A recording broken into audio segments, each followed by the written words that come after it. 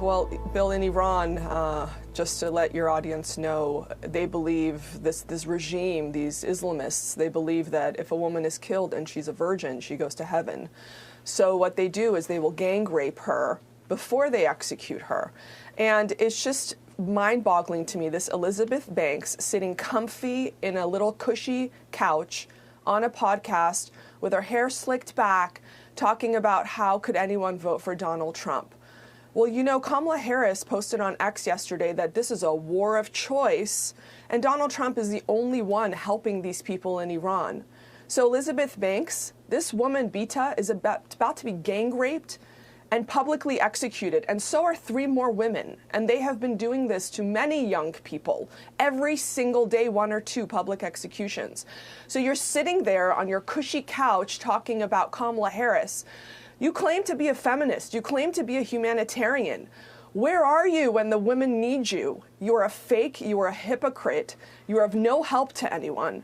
So if you claim to be a feminist, you claim to be a humanitarian, you claim to be a good person, America, Iran isn't just a military war or peace in the Middle East or oil stabilization. This is a humanitarian issue. They are killing young people every single day. And the only one that has helped is President Trump. You know, it's a lack of knowledge and understanding, really. And you understand it better than most. I think about that 19-year-old wrestler who was sentenced to death.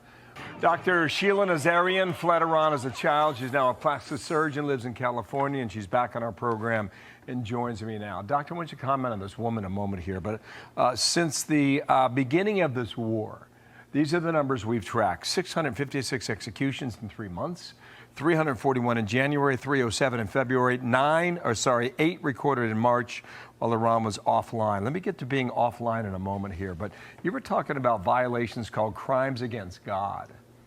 And when a woman is executed in Iran, the details you provide are harrowing. I mean, just barbarian. Yeah, the reason why my family escaped Iran on the back of a pickup truck while the Iranian border police was shooting at us to not escape is because they put my father on a kill list because he was the chief medical officer, a physician affiliated with the Shah's hospital. Okay?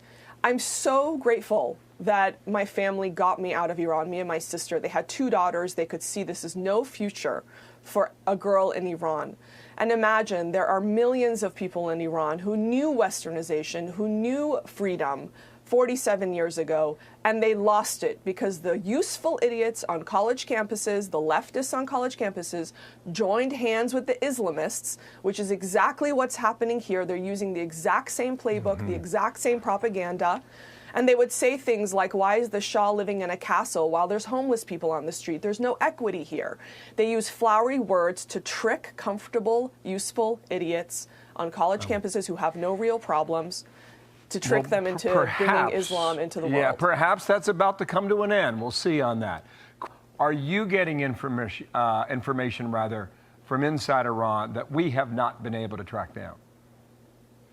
The only things that I'm hearing from Iran is that they don't want the bombs to stop. They are more afraid of this regime than they are of the targeted attacks that Israel and America are doing. You talk about this as a humanitarian issue because you're thinking about 92 million people who have been subjected to this government for almost 50 years, Doctor. 656 executions in 3 months, 341 in January, 307 in February, 8 recorded in March while Iran was offline. Well, Bill, in Iran, just to let your audience know, they believe this regime, these Islamists, they believe that if a woman is killed and she's a virgin, she goes to heaven. So what they do is they will gang rape her before they execute her. Doctor, thanks for coming on. Remember, we thought they were going to go to the street, but when you're faced with an execution in public, it can make you think differently. Dr. Sheila Nazarian, thanks for coming back from California. Thanks. Thank you.